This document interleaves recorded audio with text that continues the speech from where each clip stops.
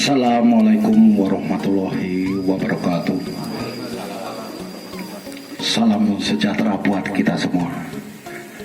Yang terhormat Bapak Kepala Desa Kemejing beserta perangkatnya.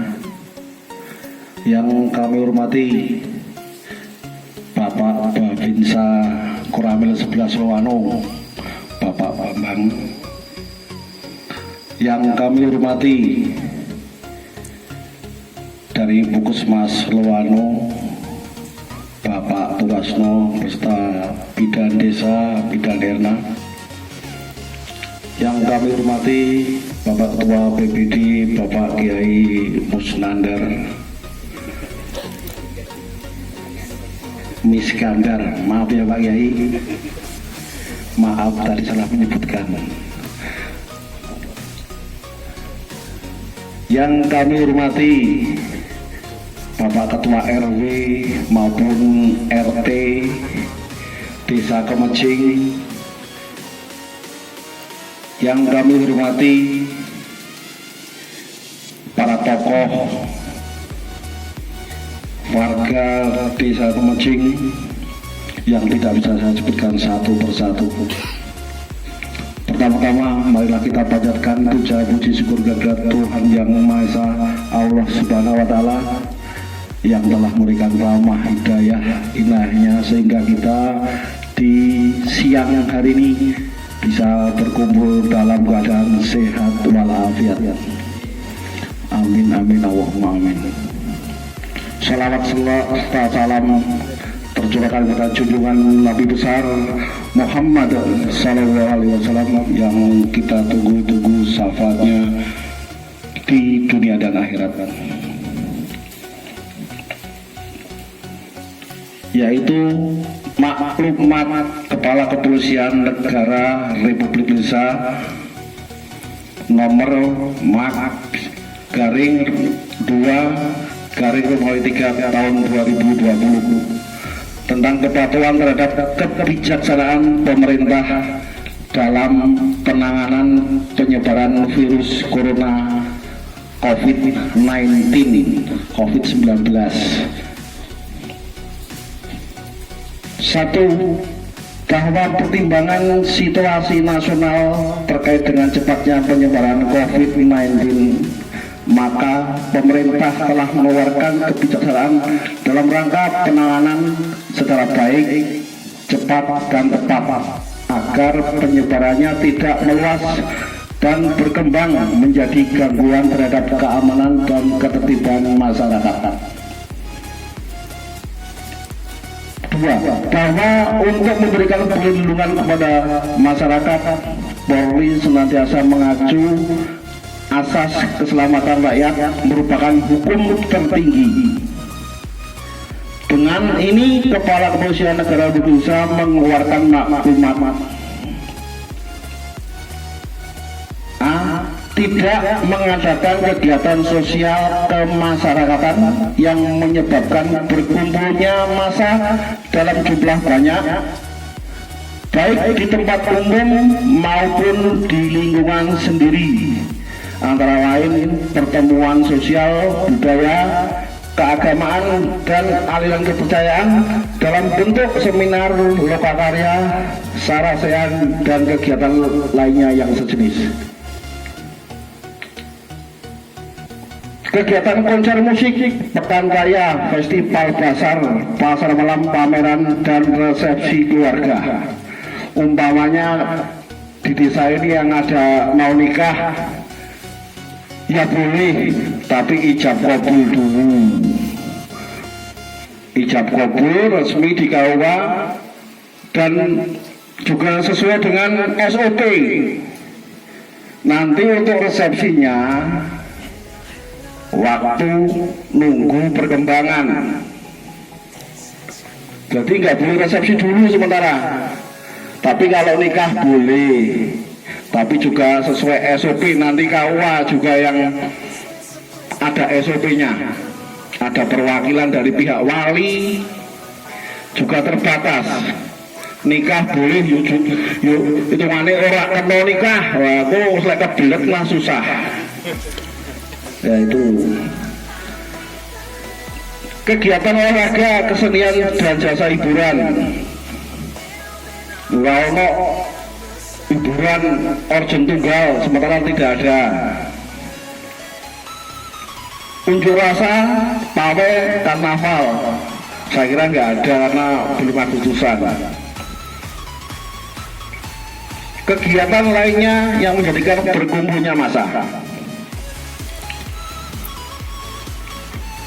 Tetap tenang dan tidak panik serta meningkatkan kewaspadaan terhadap lingkungan masing-masing dengan selalu mengikuti informasi dan himbauan resmi yang dikeluarkan pemerintahan.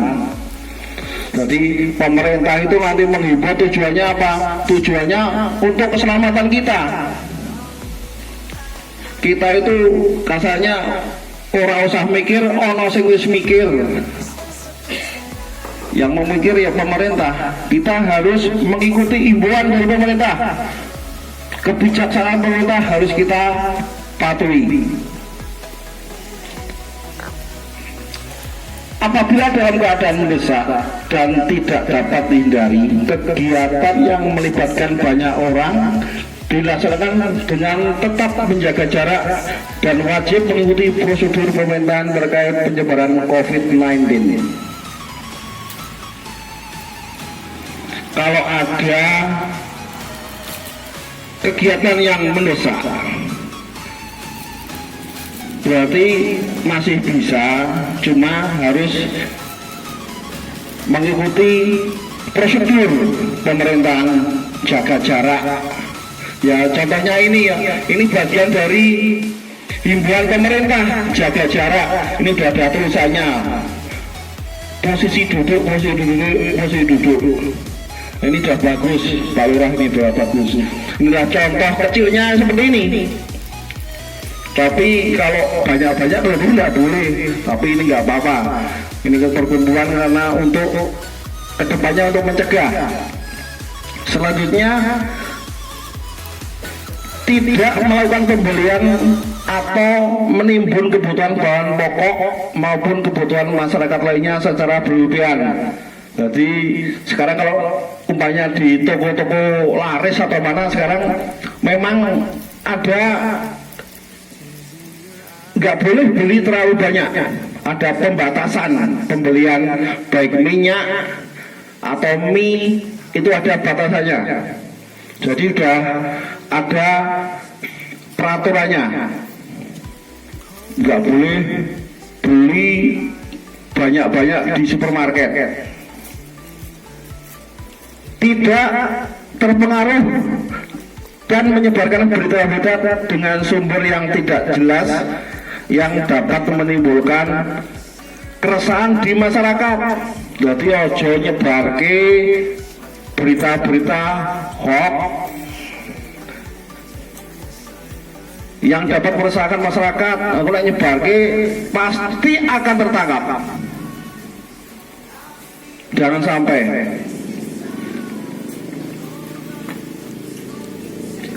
Apabila ada informasi yang tidak jelas sumbernya dapat menghubungi kepolisian setempat.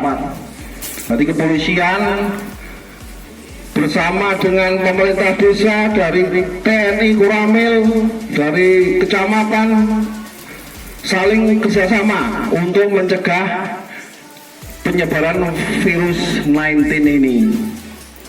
Kita sama-sama mencegah dengan dibantu oleh elemen masyarakat. Nek Pak Lurah kok nyemprot sedesa ya mumet. Ya, makanya kita sama-sama bekerja sama.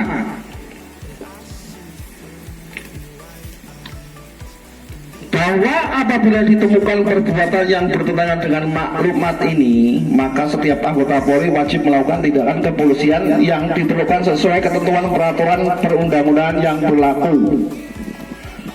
Demikian maklumat ini disampaikan untuk diketahui dan dipatuhi oleh seluruh masyarakat.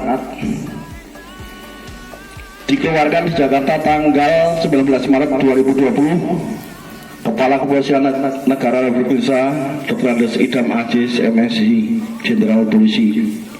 Itulah maklumat dari Bapak Kapolri Bapak Idam Aziz. Selanjutnya ini yang perlu kita ketahui, nanti di balai desa sudah juga dipasang ini, nanti himbauan juga sama. Nanti kalau ada keperluan bisa membaca di balai desa. Ini masalah ancaman-ancaman hukuman. Saya nggak usah saya sebutkan ya, nggak usah sebutkan keterbatasan waktu. Nanti yang intinya dari Puskesmas untuk penyampaian lain-lain tentang penyebaran virus corona dan cara gimana kita mencegahnya, dari pertama dari diri kita sendiri, lingkungan dan umum. Nanti untuk lebih jelasnya nanti dari pihak kecamat, dari pihak Puskesmas yang akan menyampaikan secara detailnya. Saya kira itu aja sampaian dari saya, ada kurangnya saya mohon maaf. Wabillahi taufiq wal hidayah. Wassalamualaikum warahmatullahi wabarakatuh. Assalamualaikum warahmatullahi wabarakatuh. Kepala Desa Kemejing, Bapak Babin Kamtibmas Polsek Lewano, para tokoh masyarakat Desa Kemejing, para tokoh agama Desa Kemejing yang kami hormati. Banyak yang sudah disampaikan pada kesempatan ini dari Bapak Babin. Dari pesan Komandan Koramil tidak banyak. Jadi langsung saya sampaikan aja. Dari pihak Koramil mendukung penuh jadi kegiatan dari pihak Dinas Kesehatan, dari Puskesmas, dari Desa Kemejing. Jadi kita mengajak kepedulian bapak-bapak semuanya.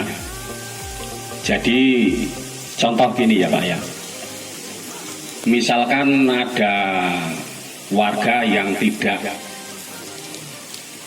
tahu cara pencegahan virus corona, ya tolong Bapak yang tahu. Orang yang tidak tahu kita kasih tahu dengan baik-baik. Jadi jangan sampai ada kesalahpahaman. Jadi banyak yang kemarin Bu Yanti itu kan menyampaikan ke saya, katanya ada warga masyarakat yang dikasih tahu tapi dia kurang sadar.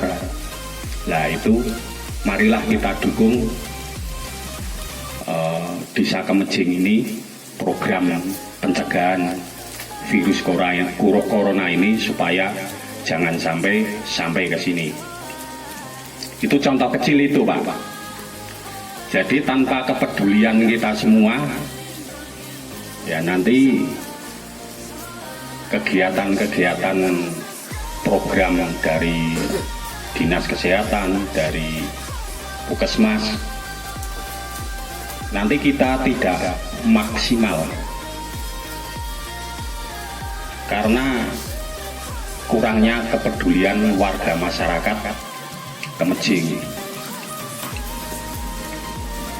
Untuk itu saya mohon, saya mengharap bapak-bapak, ibu untuk membantu program-program ini supaya Desa Kemejing terhindar dari wabah virus corona. Mungkin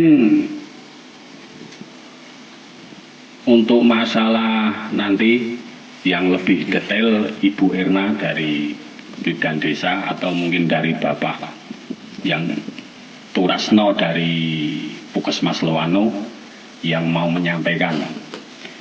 Yang perlu digarisbawahi, Itu tadi saya ulang,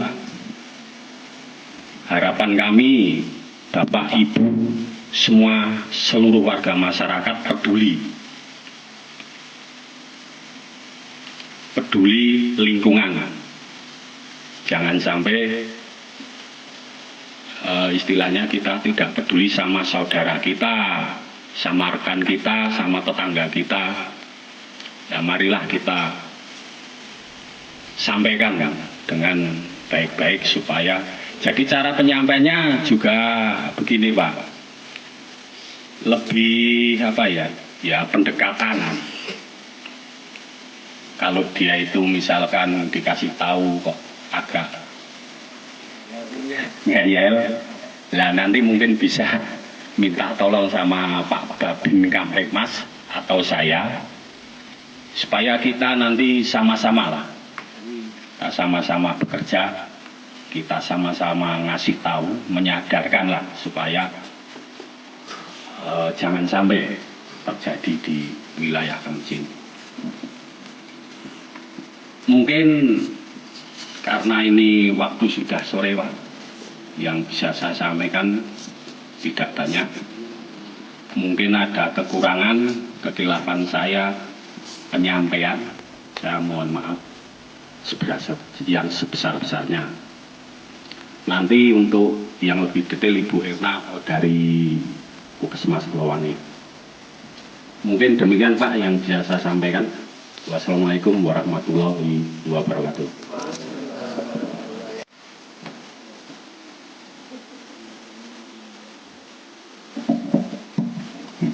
Bismillahirrahmanirrahim. Assalamualaikum warahmatullahi wabarakatuh.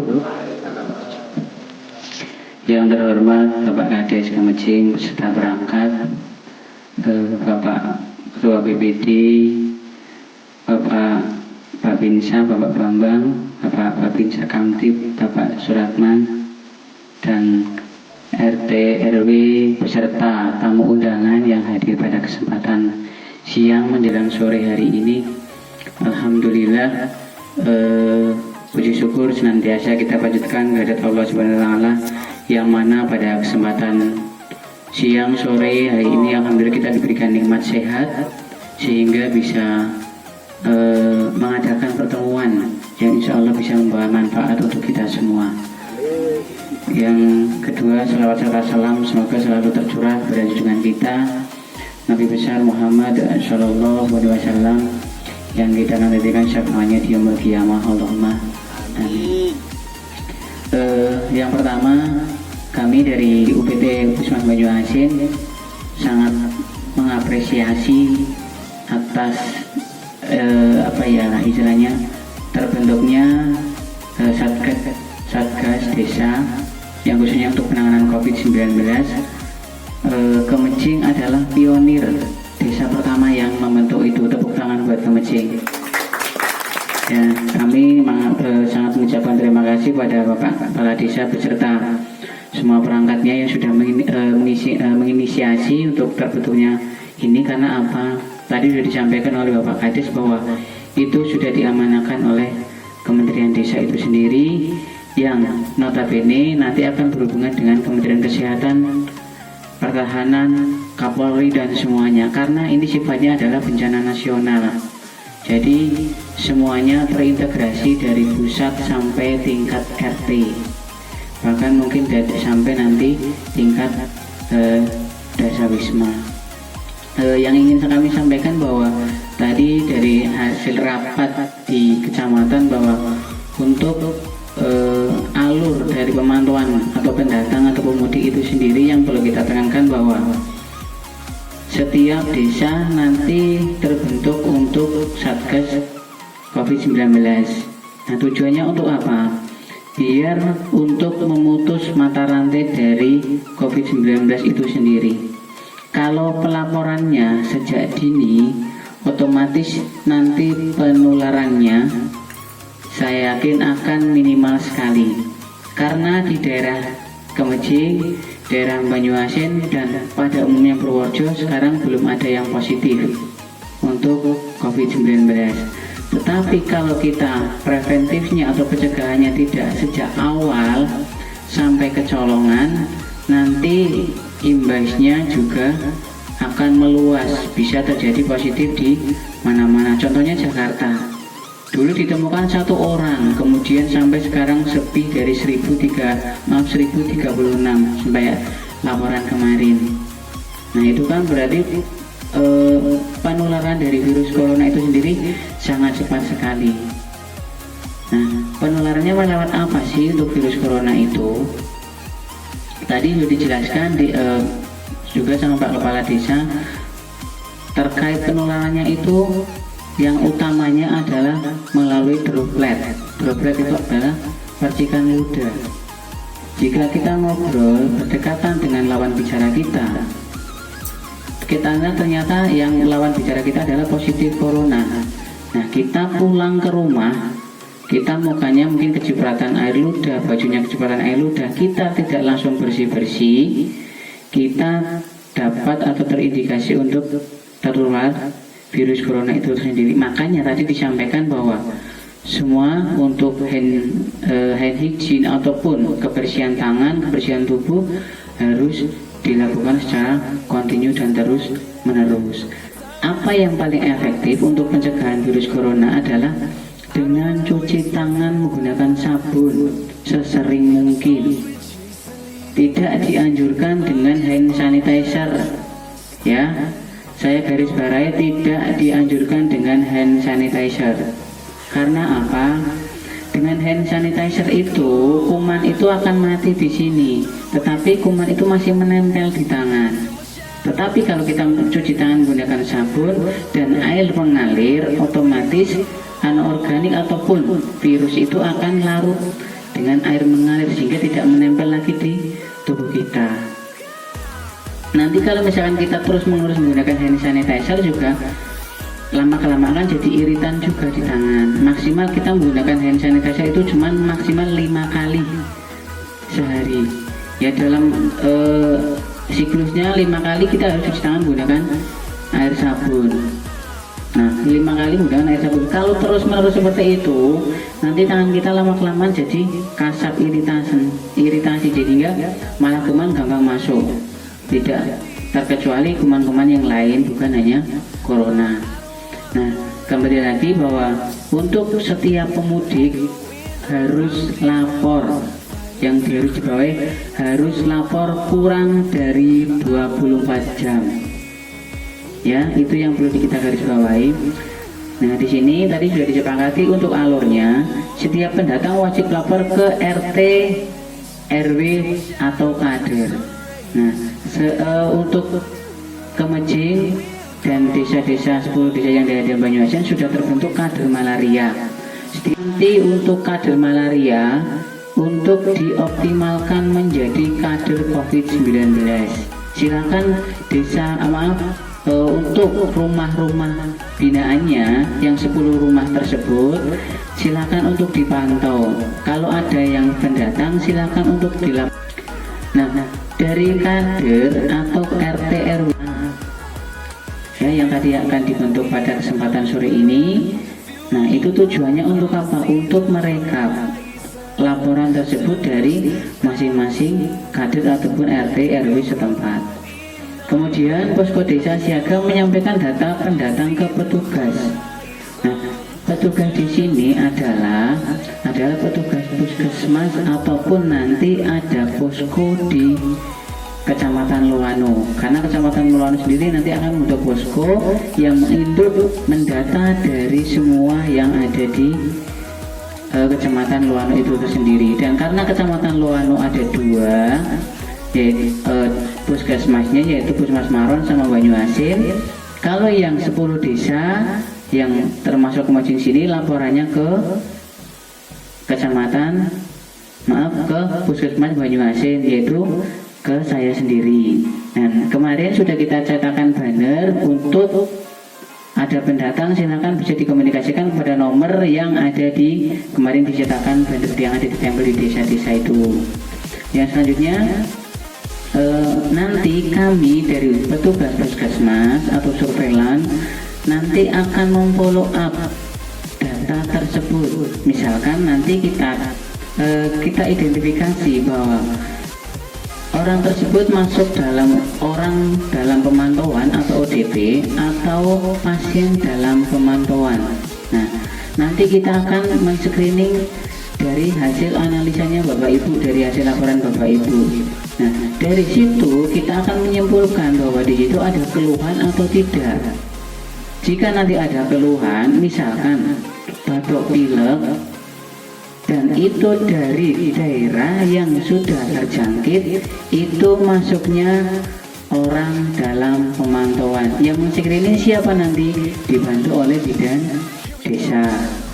Terus untuk yang selanjutnya, misalkan batuk pileknya itu berlanjut sampai 1 hari kok 2 hari belum menurun gejalanya, silakan untuk langsung periksa ke puskesmas ya. Karena batuk pilek itu jika mengisolasi sendiri di rumah, daya tahan tubuh bagus, itu bisa sembuh sendiri. Jadi Bapak Ibu jangan terlalu cemas, jangan terlalu takut, karena kematian dari virus corona itu cuman maksimal, kalau yang di Wuhan kemarin cuma 3,7% dari jumlah total. Tetapi di Indonesia sekarang kemarin itu malah 11,7 kalau nggak salah. Karena apa? Kemarin kebanyakan karena kita belum preventifnya atau pencegahannya kurang optimal, terutama APD-nya, dan masih banyak orang-orang yang tadi disampaikan oleh Pak Babin ngeyel. Akhirnya banyak orang yang berkerumun di tempat-tempat umum. Nah, di situ adalah pusat penularan dari virus corona itu sendiri. Contohnya di stasiun, terminal, tempat-tempat pertemuan yang ibarat tempat publik lah. Kalau pengajian dan sebagainya. Misal contohnya, ada satu orang positif, tidak ada muncul gejala sama sekali, karena ada sekarang menurut peraturan Menteri Kesehatan yang diterbitkan tanggal 27 Maret kemarin, revisi keempat, bahwa sekarang ada orang tanpa gejala atau OTG. Itu yang perlu diwaspadai, karena OTG itu tidak ada gejalanya sama sekali, tidak muncul pilek, tidak muncul demam ataupun batuk, dia sehat walafiat. Tetapi dia membawa virus yang dinamakan orang tersebut adalah karier. Contohnya ada Bapak Wali Kota Bogor, apa selama itu beliau positif, beliau memunculkan gejala? Tidak. Sehingga orang-orang yang seperti itu, kalau tidak sadar diri, otomatis ladang untuk menularkan virus corona. Makanya kebijakan pemerintah, kebijakan Kapolri ataupun Panglima TNI untuk membatasi perkumpulan atau pertemuan-pertemuan yang sifatnya bisa menimbulkan atau meningkatkan penularan, itu ada dasarnya Bapak Ibu sekalian. Tidak serta-merta nggak boleh ada pengajian ini, nggak boleh ada sadrana, nggak boleh ada perkumpulan rumah yang lain, karena itu untuk memutus mata rantai penularan. Kenapa Arab Saudi sekarang sudah lockdown? Kenapa Raja Salman sekarang tidak boleh adanya umroh ataupun kegiatan keagamaan di sana? Ingin menyelamatkan umat Islam yang ada di dunia. Tujuannya itu, jangan sampai umat Islam itu banyak yang menjadi korban akibat virus corona.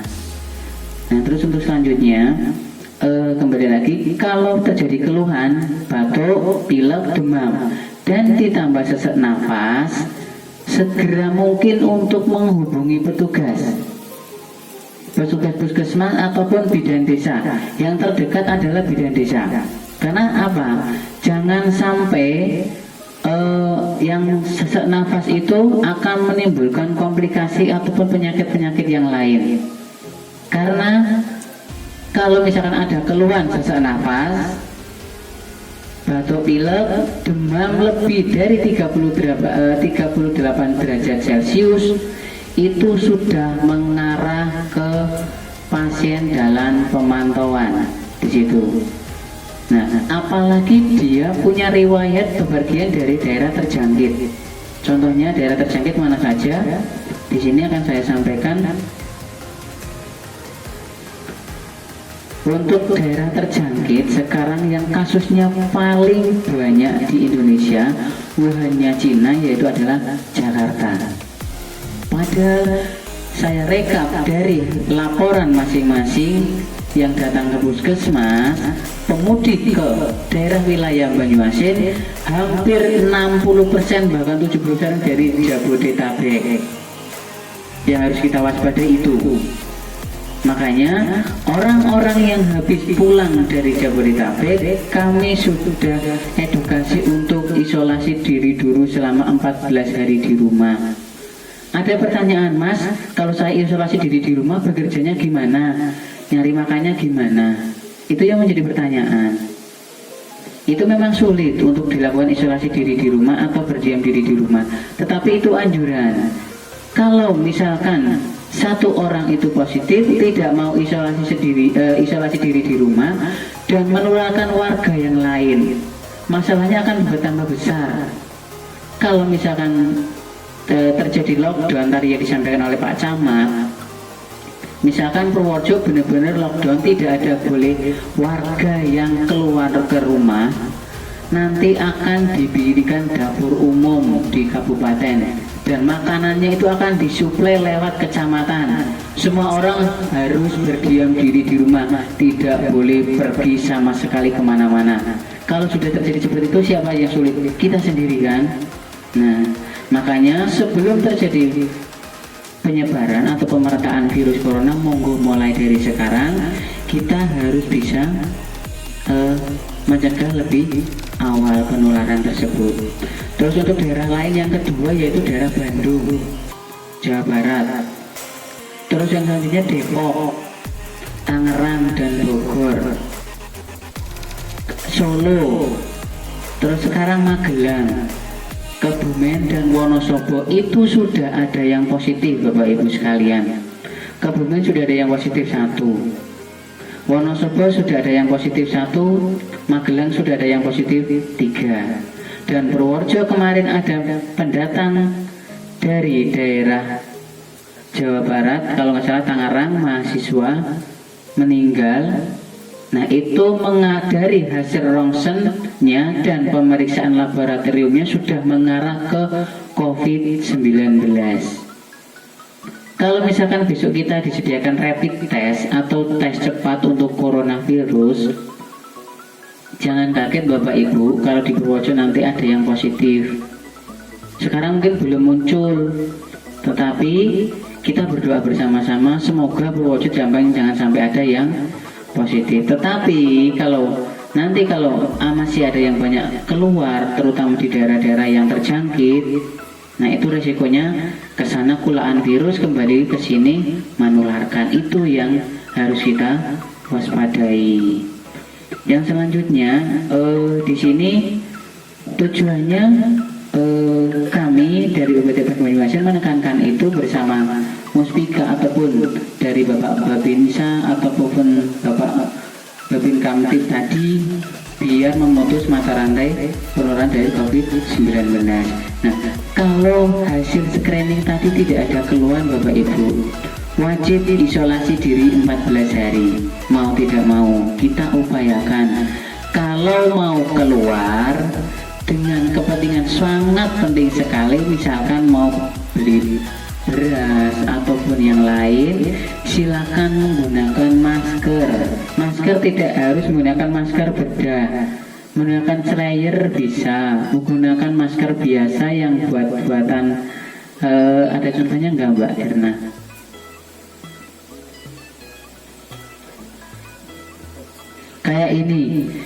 Kayak gini, kita upayakan nanti semuanya untuk pencegahan punya ini hanya Rp10.000 ya, kita menggunakan ini. Karena apa? Kita menggunakan masker biar kita tidak menghirup udara-udara yang sifatnya ada penularan virus corona. Menurut penelitian terakhir bahwa virus corona itu sudah sifatnya airborne.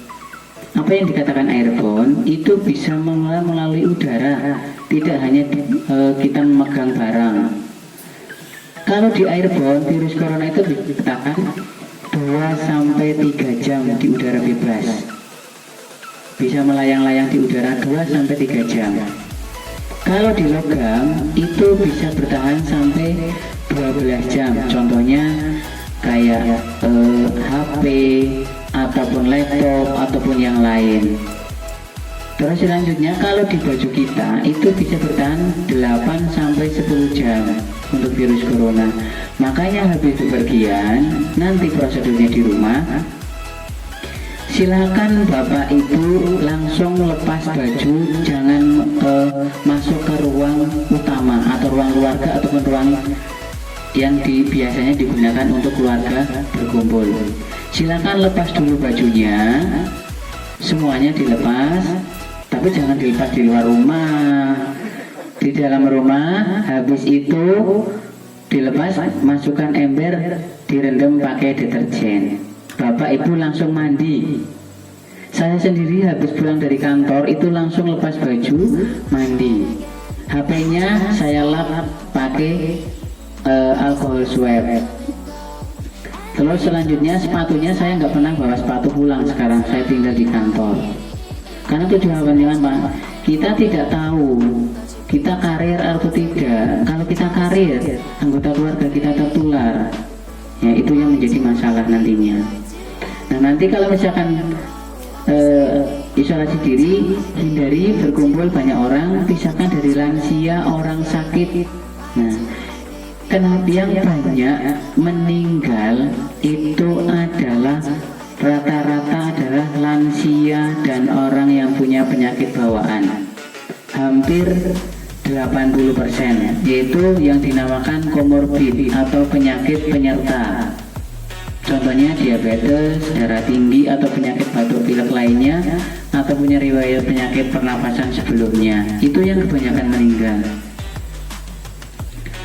Dan untuk meningkatkan, untuk mengawetkan itu biar kita tidak tertular apa? Silakan untuk peningkatan daya tahan tubuh kita. Kita jangan terlalu panik Bapak Ibu, jangan terlalu stres.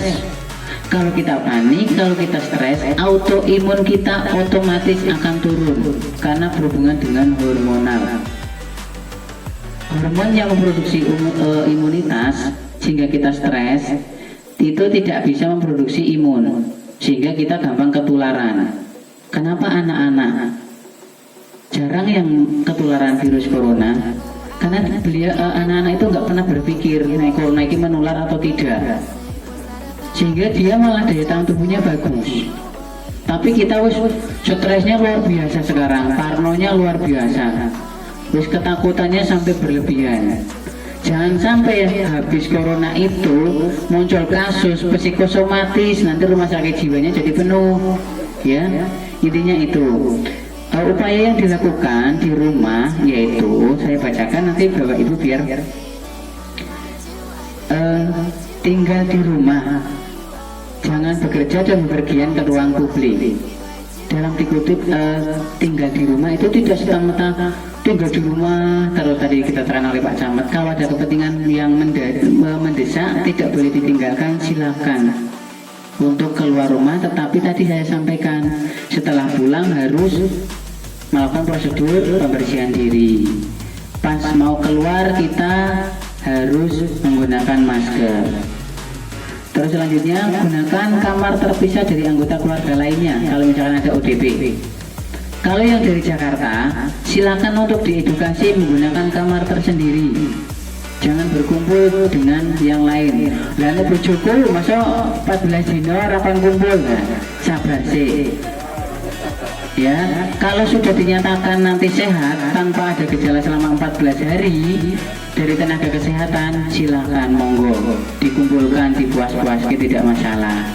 Tetapi selama masih dalam pemantauan 14 hari tidak boleh berkumpul dengan yang anggota keluarga yang lain. Kita kalau mau berkumpul seperti ini, berjauhan. Berjauhan itu bukannya jodohan, tetapi kita untuk amannya. Karena droplet itu bisa menempel, menyiprat itu jaraknya kurang dari 1 meter. Untuk selanjutnya, jika memikirkan jaga jarak setidaknya 1 meter dari anggota keluarga lainnya. Unit nonton TV modernisasi lah. Jangan terlalu berdekatan dulu. selalu gunakan masker selama masa isolasi diri. Kalau yang orang sudah ODP atau orang dalam pemantauan selalu menggunakan masker. Dan PDP itu sekarang tidak di rumah tetapi dirawat di rumah sakit, sehingga di rumah insya Allah tidak ada PDP, adanya ODP.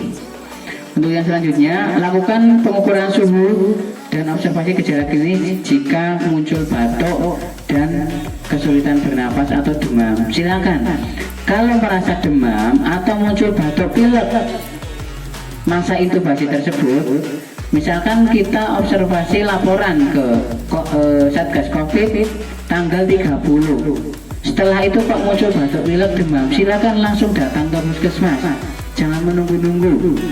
Nanti kita observasi, kita screening ulang mengarah ke COVID atau tidak. Jika mengarah ke COVID, ada muncul sesak nafas, langsung kita prosedurnya rujuk ke rumah sakit rujukan COVID yang ada di Purworejo, yaitu Rumah Sakit Citrowardoyo. Rumah Sakit Citrowardoyo sudah menerima rujukan, ada tempat ruang isolasi khusus untuk COVID, yaitu 27 tempat tidur. Di sana khusus ruang Bima, ruang VVIP untuk COVID-nya. Di sana semuanya sudah terpisah menggunakan lift, ruangannya sudah menggunakan AC, ada TV-nya. Tapi saya yakin Bapak Ibu tidak mau menginap di sana. Ya, kalau umum itu tarifnya sehari, kalau umum itu 1.100.000. Tapi untuk COVID gratis Bapak Ibu, tidak dipungut biaya sama sekali. Nah, jadi silakan disosialisasikan ke masyarakat. Wah, saya mau pakainya BPJS Jamkesmas. Masuk kon mondok ning Citrowardoyo ning ruang VVIP sing regane sak monten. Di sana nggak dipungut biaya sama sekali. Baik dari kalangan yang tadi punya nyuwun sewu, mohon maaf, yang punya Jamkesmas ataupun sampai dia seorang yang ibaratnya dianggap mampu bisa membayar, di sana tidak dipungut biaya sama sekali. Tetapi itu masuk kategori pasien dalam pemantauan, ya. Dan ada ruang khusus yang benar-benar sudah digunakan, yang sudah positif, itu ada dua. Kita kalau misalkan Purworejo ada positif 10 atau misalkan sudah muncul gejala sesek atau menggunakan ventilator, kita sudah tidak bisa melayani. Kita rujuk ke rumah sakit lain, Muwardi, Sarjito, ataupun rumah sakit Bethesda. Kita yang punya ventilator ruangan khusus untuk COVID ada 2 tok. Nah, padahal kemarin yang meninggal di Purworejo itu dua-duanya menggunakan ventilator. Ya, jadi harapannya monggo lah, mulai sekarang bukannya saya menakut-nakuti. Tadi Pak Polisi, Pak Tentara sudah menyampaikan nek ngeyel nanti lapor ke Pak Polisi. Tetapi nek berhubungan dengan penyakit silakan nanti komunikasikan dengan puskesmas. Kalau sekarang orang dari Jakarta atau orang yang dari daerah terjangkit batuk, pilek, demam jangan dianggap remeh. Karena itu bisa mengarah ke COVID, apalagi sebelumnya tidak punya riwayat penyakit sama sekali.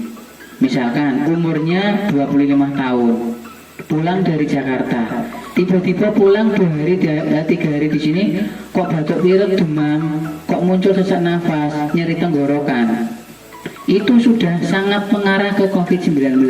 Silakan jangan ditunggu-tunggu, silakan lapor ke puskesmas ataupun ke hotline 119, ya. Karena itu penanganannya khusus. Bapak Ibu jangan langsung nyuwun sewu ya Bapak Ibu. Karena kita butuh aman, butuh selamat. Kalau misalnya ada pasien yang tiba-tiba dari Jakarta datang ke Kemejing, batuk luar biasa terus menerus, sesek, demam, Bapak itu mendekat. Kenapa kerumun langsung di situ? Jangan, biarkan aja. Lebih baik meninggal satu daripada nanti menular yang lain. Kalau misalkan itu terjadi gawat darurat, pokoknya Bapak Ibu jangan mendekat. Kalau riwayatnya dari daerah terjangkit, intinya silakan lapor ke petugas kesehatan. Karena yang mempunyai APD sesuai standar COVID adalah petugas kesehatan. Bapak Ibu tidak mempunyai APD, sehingga jangan sampai hal itu malah menimbulkan bahaya yang lain. Karena sifat menolong kita, prinsipnya untuk darurat itu adalah aman diri kita. Yang paling utamanya adalah aman untuk kita. Dalam kesehatan itu triase ada 4: merah, kuning, hijau, sama hitam. Yang utama yang mana? Yang merah. Tapi kalau kondisi sekarang seperti ini, dia cengap-cengap, tetapi dari riwayat daerah terjangkit, kita jangan mendekat tanpa ada APD sama sekali. Itu sama artinya kita bunuh diri. APD, oh ya maaf. Untuk APD adalah alat pelindung diri, Bapak Ibu. Alat pelindung diri itu kalau standar COVID kita harus pakai baju dengan robot, ya. Minimal paling enggak 2-3 lapis, menggunakan helm, kacamata, goggle. Kita menggunakan masker bedah, masker yang biasa itu menggunakan masker N95. Kalau Bapak Ibu mendekat tanpa ada perlindungan, nah sama hanya kita mati konyol nanti, ya. Kita tekankan kalau ada kasus seperti itu, biar nanti yang Satgas di sini tahu, jangan mendekat. Kita amankan dulu diri kita hubungi hotline-nya. Nanti untuk selanjutnya, kalau isolasi diri sendiri di rumah, hindari pemakaian bersama peralatan makan. Ya, peralatan makan, piring, sendok, garpu, gelas. Terus peralatan mandi, gayung, sikat gigi, handuk, serta spray. Makanya suruh tidur sendiri di kamar tersendiri kalau yang dari riwayat daerah terjangkit dan muncul batuk pilek. Itu juga makannya, tempat makannya harus dipisah. Untuk selanjutnya, sering cuci tangan dengan sabun dan air mengalir serta keringkan. Mempraktekkan etika batuk, bersin dan yang benar dengan menutup mulut. Nah, bagaimana etika batuk yang sebenarnya Bapak Ibu sekalian? Nah, kalau misalkan Bapak Ibu batuk, silakan atau bersin ditutupi pakai lengan ataupun pakai sini. Nah, diarahkan ke ketek kita, jangan hajim gitu langsung membuka langsung, tapi seperti ini.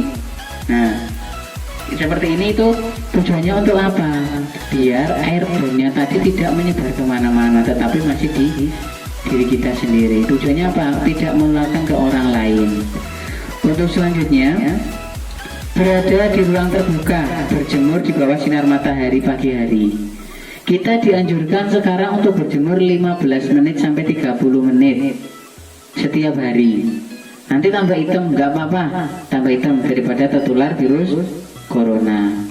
Gitu ya. Nanti untuk berjemur. Kenapa kita harus berjemur? Untuk meningkatkan daya tahan tubuh kita juga. Karena vitamin D itu salah satu unsur dari untuk meningkatkan daya tahan tubuh.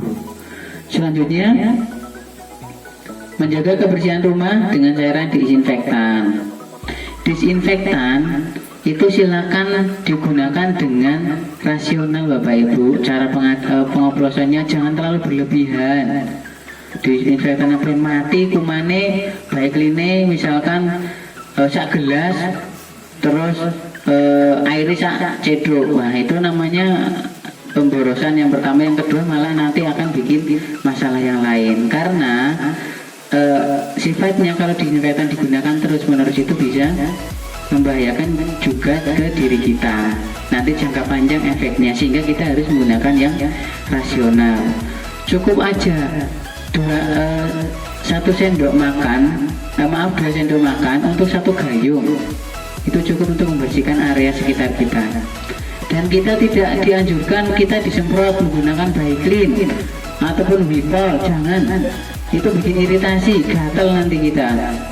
Kalau misalkan mau disemprot menggunakan Dettol yang bisa digunakan untuk mandi. Jangan menggunakan disinfektan. Wah, kok tak semprot, kok sama corona nih. Jangan ya, nanti itu bikin masalah jangka panjang. Saya sendiri sudah merasakan. Pulang dari kantor, istri saya, "Bi, tak semprot ya." Disemprot pakai Wipol, gatal semuanya rasanya mas habis itu. Nah, jangan dilakukan terus-menerus di rumah.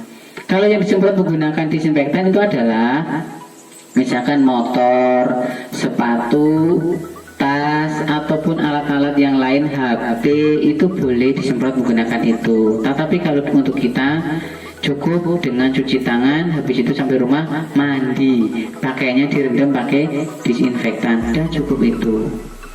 Terus yang selanjutnya, jika terjadi masalah hubungi puskesmas ataupun rumah sakit atau hotline. Ya, di sini saya bacakan untuk hotline-nya, bisa dicatat Bapak Ibu. Untuk hotline tanggap COVID-19 Purworejo, yaitu nomornya, kalau nomor telepon 0275 325 141. Itu adalah PSC 119 Dinas Kesehatan Purworejo.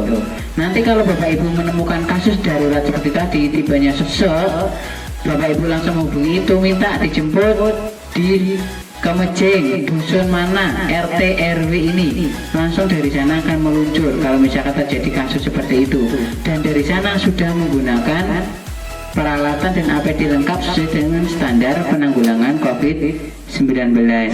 Atau menggunakan nomor HP bisa, ini yang bisa ditelepon 081 29 58 67 119, itu bisa. Terus kalau enggak, lewat telepon saya atau WA ke saya, karena saya 24 jam sekarang stay terus di rumah. Laporan untuk mudik dan sebagainya setiap detik, ibarat setiap menit mesti masuk ke saya, karena Banyuasin sendiri sampai sekarang itu untuk laporan pemudiknya itu sudah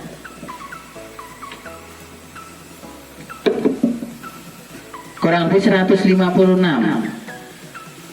yang sudah sampai hari kemarin itu 133, tadi ada 56, berarti total sudah 186.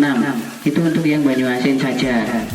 Kalau yang sama Luano tadi dari laporan terakhir dari kemarin itu sudah 250 orang yang pemudik dari wilayah Jabodetabek, Yogyakarta, Semarang, ada yang dari Solo juga. Nah, dari Kemejing, dari hasil laporannya kemarin ada 12 yang sudah lapor ke kami, sudah masuk datanya dan sudah kita screening, ada 8 orang. Berarti ada 4 yang belum melakukan screening di puskesmas. Nanti untuk bisa screening di desa. Nah, kami untuk pasien ODP atau orang dalam pemantauan, kita sudah punya kartu seperti ini Bapak Ibu. Nanti intinya kalau sudah laporan ke puskesmas, sudah di screening, kita punya kartu bukti lapor. Tujuannya untuk apa? Bahwa itu orang dalam pemantauan. Tetapi orang dalam pemantauan itu jangan dikucilkan. Yaitu kita belum tentu positif, cuman untuk dipantau selama 14 hari untuk berkarantina atau beristirahat di rumah dulu, membatasi aktivitas ke ruang publik. Nanti di sini ada alamat, tanggal lahir, umur dan seterusnya. Nah, di sini ada hasilnya Bapak Ibu, hasil screeningnya. Hasil screeningnya baik, masuk kategori ODP atau masuk kategori PDP. Nah, kalau PDP otomatis kita rujuk. Kalau yang kita kembalikan ke desa adalah yang ODP itu tadi. Dan di sini sudah ada tata cara isolasi diri. Nanti silakan dibaca-baca kalau yang masuk kategori orang dalam pemantauan itu tadi. Terus untuk selanjutnya, dalam hal ini bahwa Desa Kemejing akan membentuk tanggap COVID-19 nanti yang akan diketuai oleh Bapak Kepala Desa. Nanti silakan untuk selanjutnya berkoordinasi dengan bidan desa biar satu pintu. Nanti bidan desa nanti akan berkoordinasi dengan tingkat kecamatan, yaitu wilayah Banyuasin. Nanti saya sendiri surveilannya yang nanti akan langsung laporan ke dinas kesehatan biar alurnya jelas nanti. Seperti itu mungkin yang bisa saya sampaikan untuk sore kali ini. Terima kasih atas perhatiannya. Mohon maaf apabila banyak kekurangan atau kesalahannya. Nanti mungkin dari Mbak Erna akan menambahkan. Saya Ari, wabillahi taufiq wal hidayah. Assalamualaikum warahmatullahi wabarakatuh.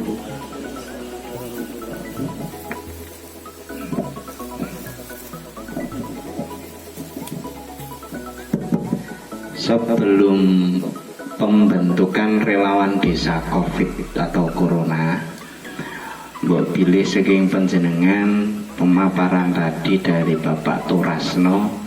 Sebenarnya tentang kemeje niki kepripun, ada yang perlu ditanyakan, monggo, mumpung beliau masih di sini. Nek wonten sing kirang jelas, monggo Bapak saha Ibu. Mboten saresmi-resmi ngukur apa-apa rasa bahasa Indonesia.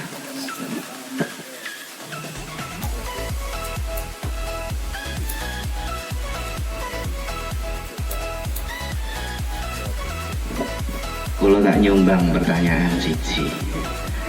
Yang berstatus ODP Pak Turasno, niku semua pemudik atau hanya orang-orang tertentu dari sekian pemudik?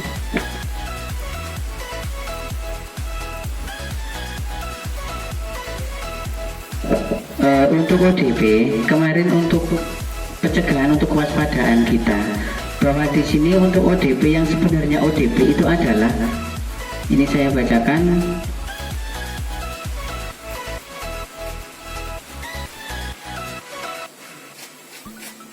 Nah, untuk ODP atau orang dalam pemantauan, seseorang yang mengalami demam lebih atau kurang dari 38, riwayat gejala saluran pernapasan, batuk pilek, dan dari wilayah terjangkit.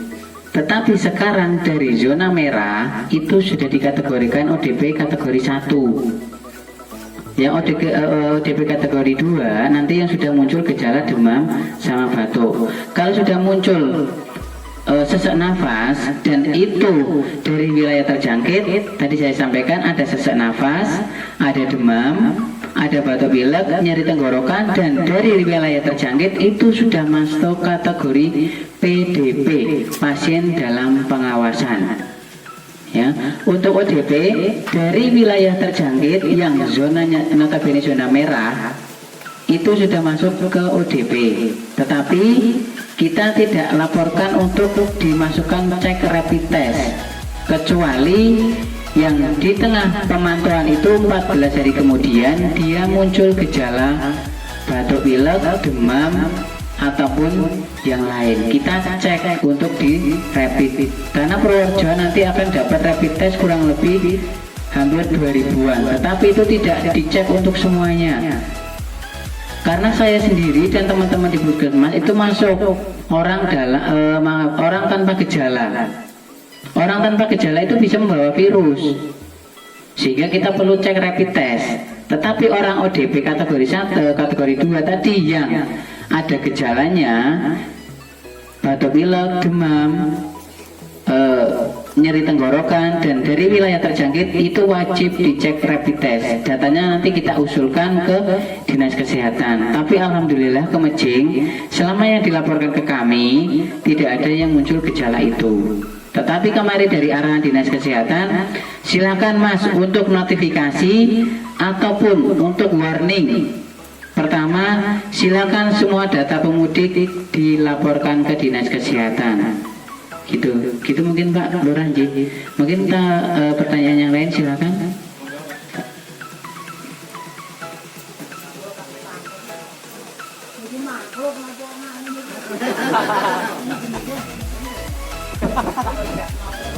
Oke. Mungkin perlu kita tahu juga ya, karena nggak kelihatan. Berarti setan opo. Nah, makhluk, kalau virus corona itu makhluk hidup, Pak. Makhluk hidup yang ukurannya 500 mikron. Virus yang ukurannya besar, paling besar. Golongan virus yang ukurannya besar. Sehingga pakai masker jenis apapun itu tidak bisa masuk. Nah, makanya kita dianjurkan untuk menggunakan masker dan menggunakan misalnya bersih-bersih diri. Nah, itu insya Allah kita menggunakan masker. Dan virus itu makhluk hidup, Pak.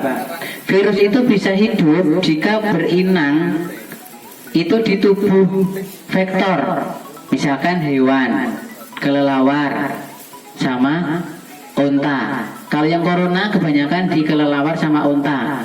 Dan penularannya sekarang sudah masuk ke manusia ke manusia. Kenapa kemarin terjadi pertama kali di Wuhan muncul coronavirus? Karena di sana banyak orang yang makan kelelawar setengah matang, bahkan cintil kelelawar dimakan. Dari awalnya dari situ produksilah virus corona. Orang positif itu menularkan ke orang tersebut, orang ini mengeluarkan ke yang lain, sehingga akan terjadi efek domino, menularkan dari pertamanya dari Wuhan sekarang ke seluruh dunia. Dan kasus terbanyak yang meninggal sekarang bukan di Cina. Cina cuma 5.700 sekian yang meninggal, tetapi yang paling banyak adalah di mana? Italia. Sekarang lebih dari 10.000 yang meninggal. Dan kasusnya di sana sekarang melampaui kasus Cina positifnya. Yang paling banyak lagi di dunia mana? Amerika Serikat. Kemarin ditemukan dalam sehari itu yang positif 13.000 sekian. Nah, jangan sampai di Indonesia sampai terjadi seperti di Italia. Kenapa kematiannya tinggi di sana? Orangnya ngeyel-ngeyel. Langsung diminta nggak kumpul-kumpul, tetap aja ke bar, tetap aja ke mall, tetap aja ke kumpul-kumpul di tempat umum, sehingga terjadilah penularan di situ. Kadang ada orang yang bilang nyuwun sewu, apa kue corona? Kalau karo corona rapo masuk karo corona kok wedi. Jangan sampai kita takabur seperti itu. Karena kita musuhnya makhluk yang tidak bisa lihat. Kecuali Pak tentara perang, kayak kita musuh tembak dor mati. Virus kita nggak melihat, ane ngarepe dhewe ora ketok. Nek tentara musuhnya nyata sama Pak Brimob. Ketok ning ngarep kayak musuh tembak mati. Ane di corona arjenge nopo nembak. Cuma daya tahan tubuh kita yang bisa melawan. Makanya kita harus tingkatkan daya tahan tubuh kita ya Pak. Corona itu termasuk makhluk hidup dan bisa hidup itu di manusia sama hewan. Kalau dia di udara bebas cuma bertahan 2-3 jam.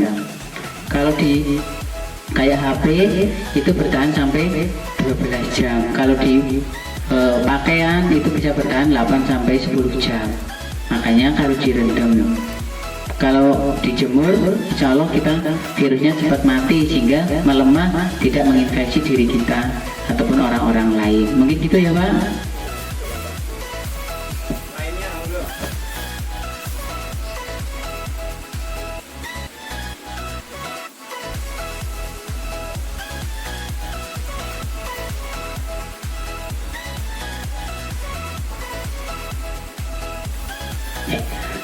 Kalau misalkan beliau laju 1 minggu ke Jogja sudah ada daerah tertentu yang dinyatakan zona merah.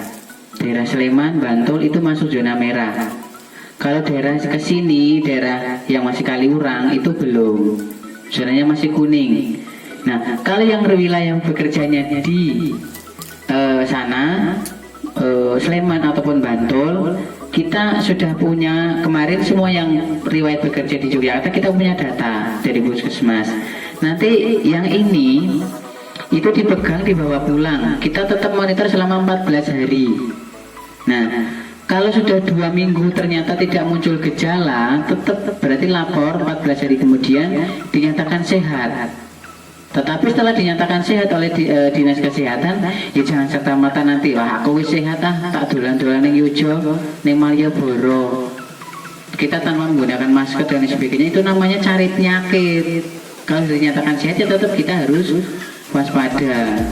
Kita tetap monitor Bapak Ibu, kita lapornya nanti hari pertama lapor, kemudian 14 hari kemudian lapor lagi.